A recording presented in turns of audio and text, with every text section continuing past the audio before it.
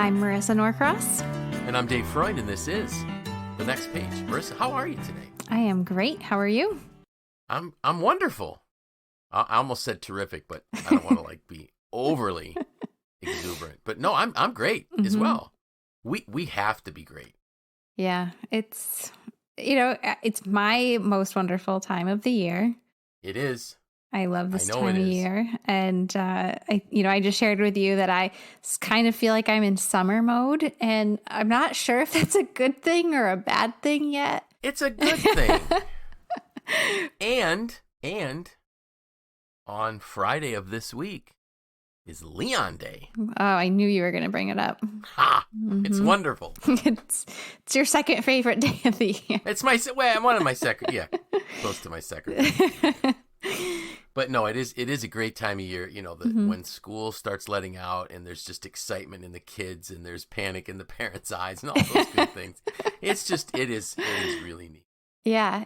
I think that is a good way to put it. Yeah, the kids are excited, the parents are panicked. Mm-hmm. So it's fair. We all did it to our parents when we were, I remember this back when I was in school. This clearly was my favorite time. You could not beat the excitement. So today we're talking about the 10-minute timeout. So one of my questions I always ask, what did you think when you saw this one come across inbox? Well, the day you sent this to me was a tough day here in the homestead. And I saw it and I thought I could really use a 10-minute timeout. I didn't even know what it meant. Yep. It just sounded good, but right? It just sounded like something I needed. And as I read through the post, a few things came to mind. One will, of course, be the timeout that we're about to talk about. Yep. This two would be that, I think implementing something like this would force me to slow down a little bit. Yep.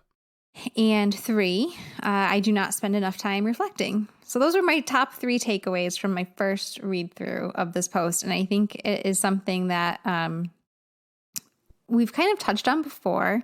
We have. But I'm excited to talk a little bit more about it and about some of the methodology behind it. Yeah. So in the past, we have, in fact, I was cleaning my credenza behind my desk where I had a bunch of papers that I brought from my work office to my home office. And I would decide to clean some of those up before I start moving things back to my work office. But anyways, and we actually had a podcast once called Take a Timeout. Mm-hmm. Might have been like episode 120 something. I don't remember because I filed it away. But so this one is a little bit different in that it's extremely intentional and very structured. And so one of the things I put in my post was, do you ever feel like your day is you're just running from meeting to meeting, activity to activity, and at the end of the day you're exhausted. You feel like you've been on the proverbial hamster wheel with nothing to show for it. Mm-hmm. And all of us have had those days. What's tragic about that is that in those days, there were very meaningful things that we missed, we forgot about because we were running on the wheel. And because it's happened to me, I only remember it when later on I realized, I didn't call this person back, or, that's what that meeting was about. I forgot all about that. Mm-hmm. So what you can do is simple. So the first thing you have to do is this. You can't schedule back to back to back to back to back. It doesn't work. And if any, for the leaders that are listening, don't let your people schedule back to back to back meeting. You've got to have time in between each meeting. If nothing else, we all need restroom breaks. So yeah. And so the best thing to do would be to make sure that you have, I would love to say, make sure you have a half hour between meetings. Mm-hmm. And I was doing some coaching in one of our member companies, and literally they had people scheduling over other meetings so that people would look and say, I've got 2 meetings at this time. Mm-hmm. I don't know which one to go to. And I couldn't understand why the company didn't lock that down and say, no more. You can't do that. But so what you do is you try to carve out 10 minutes. And that's what we call it, a 10-minute timeout. And you ask yourself 3 simple questions based on you're reviewing your notes in that 10-minute time period. And you say, where can I use this information? So I've had it. Now, it's basically, what's the application of what we just talked about? Is there a call that I need to make? Is there an activity, an action type of thing that I need to do based on what I just learned in that meeting? The second question you ask yourself is, when can I use this? Maybe it's not something I need to know now, but maybe it's something that is really critical for me in the future a bit. So I identify, and it might be a week out, it might be a month out, it might be a year out. And one of the things I remember when I used to use a Franklin planner years ago, they used to, the way that system worked is they were so proud of the fact that you would have calendars that would go out years into the future. And so what you would do is you would simply flip open your planner to that year, to that month, and make a note. Wow. And what was great was, literally, if you did it well, you would never, ever miss an appointment. Mm-hmm. And I was able to do it pretty well. I loved it. It was something I really, I took pride in the fact that I had my planner. And I'll tell you a funny little joke a story. So my dad is retired, but one of his tasks was he was also a pastor at our church. And he one time was having this Sunday morning sermon about the pace of life. And he said, the sad part is that we actually have young fathers in our congregation that bring their planners to church. And there I sat with one of my friends, both of us having planners, right? Well, I had my planner with me all the time. And I used to joke with him. I said, well, Dad, that's where I make notes, I said, of your sermons. Or if the sermon's boring, at least I have something to do. I would just kind of tease him like that. So about a couple months later, on a weeknight, we had a midweek Bible study or something like that. And I walked in, and my dad was just really down on himself. And I said, what's the matter? Are you okay? He goes, oh, Dave, he says, I had an appointment to meet with somebody, and I forgot all about it. And I just said, didn't you write it in your planner? And he got the point. Like, if he would have had a planner, it would have been there. Mm-hmm. But he didn't have a planner. So I kind of teased him back that way. But really, if you put these things in, if you do it well, it will be there. And it's so much easier today. We can go into Outlook. We can schedule out as many years in the future as you want. Yep. Right? So when can I use this? And then, who needs to know this? So ask yourself, so what I just learned in this meeting or on this call or in this training, who could benefit from that? And identify your path to get that information to them. So where can I use it? When can I use it? And who needs to know it? Those 3 questions will dramatically improve your performance at work, at home, wherever you are, because you're becoming highly intentional about the information that you just learned from the call, the meeting, or activity. And it's that simple. It's not super complicated, but you have to do it. Right. And then the other thing is, you had talked about the benefits that you would get from it. And one was, you said that it would slow your life down or something like that. Describe why you think this would slow your life down. Well, I think it would just kind of slow the pace at which I'm moving. And I was kind of thinking about how many meetings, calls, or things like that I attended that I maybe didn't even take specific notes on. Yep. Sometimes I'll just jot something down, or I have some OneNote or whatever on my computer. Yep. I'll put some things in, but I was thinking like, whoa, how many things may I maybe not have recorded that I could have shared with someone else or set for a later date. And just thought, okay, if I'm doing this, then I have to take really intentional notes and then go back through them. Because I also, I'll take notes, but then maybe not revisit them. Right. Not that that's a bad, I think for I have a pretty good memory. And so I'll do something, write it down, and the practice of writing it is kind of what ingrains it in my mind. Yes. But I think I should probably still go back and look through those things. Yeah. I think you're exactly right. And I think what happens is so first of all, we're saying that we're going to not schedule back to back to back to back. But then the other thing is, I really think this idea of consciously thinking through the content allows us to really slow our brain down, because we're not able then to jump from topic to topic to topic. We have to be more intentional. And I really believe it's going to give us, it's going to help us become much more relaxed. Oh, yeah. Oh, yeah. I think that's something that I've always really supported, is putting space between anything.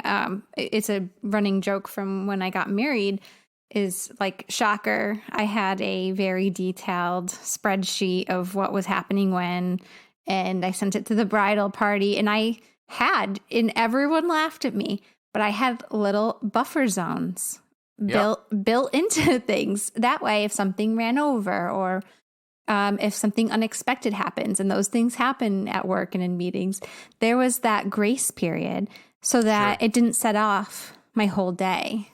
Yeah. And when you're going back to back to back, then one delay and you're running on a delay all day long. Exactly. Did you ever think about becoming like a wedding planner? Oh, yes. But then you'd have to deal with the drama of the families. Right. So instead I do a lot of event planning for MACNY, right? You do a lot of event planning for us, but I'm thinking, as much as it might be fun to plan those events and help people, man, I don't know if I'd want to be around all those super stressed people. You know, all my bridesmaids have come back to me and said, "Can you do that for my wedding?" So it worked. It worked. It worked. And then you're using those same skills to plan your life now. Because I think, part of that bucket list thing that you have, the seasonal bucket list, goes right along in line with that. There was something else that we touched on years ago. Isn't it crazy that we can actually talk about the podcast years ago? Wow. That's crazy. Because, hey, this is our 5th season. Yeah. So this is crazy. But it was the ACT, the tool using ACT, ACT. Yeah. I was going to say the ACT principle. Maybe I don't think it's a principle. But so this was something that I learned from John Maxwell years ago. I think the first Maxwell event I went to back in 2014, maybe August of 2014. And John was talking about this. He said, as you go through your notes, as you're taking notes, he said, all you have to remember is ACT, A-C-T. He said, if you come across something and you write it down and you want to apply it somewhere, you put an A. He said, and then if there's something that you think needs to be changed based on what you learned, you put a C. And if there's something that you need to share with somebody or teach to somebody or make as part of a training, you put a T. He said, and then what you can do when you go back, when you're reviewing your notes, when you get back home, you write all your A's down, all your C's down, all your T's down, and you can prioritize them. So the good news about these systems is you don't need an app. You don't need to buy technology. Even if you come to a MACNY event, we're going to give you a notepad that says MACNY on it and a pen if you need it, so that you have the tools you need to do this. And what's wonderful is it's so simple, it's so elegant, that it allows you to slow down, become much more intentional. You're going to feel like you're less rushed, but you're going to be more productive. I promise you, if you do the 10-minute timeout between activities, meetings, calls, and events, you will be more productive.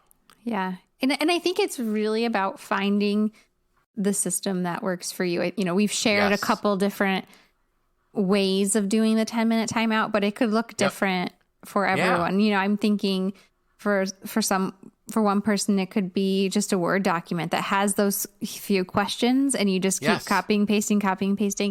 It could be a notebook, a dedicated notebook. It could be a planner.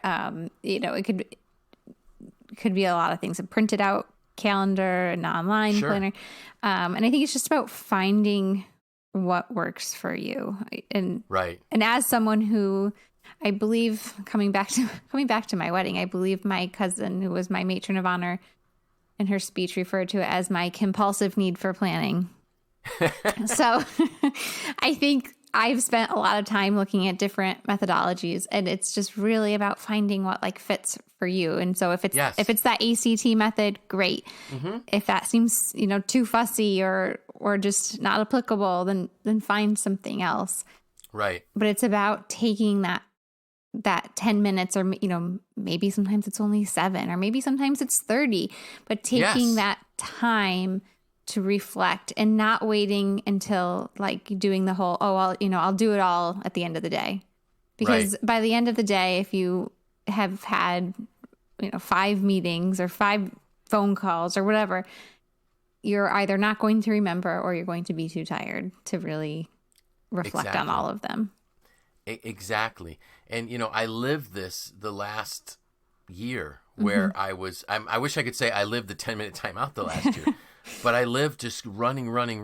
And there were so many things that I missed, and I wasn't as timely getting back to people. And I forgot that I had promised to get back to people, where if I would have simply done this, it would have worked.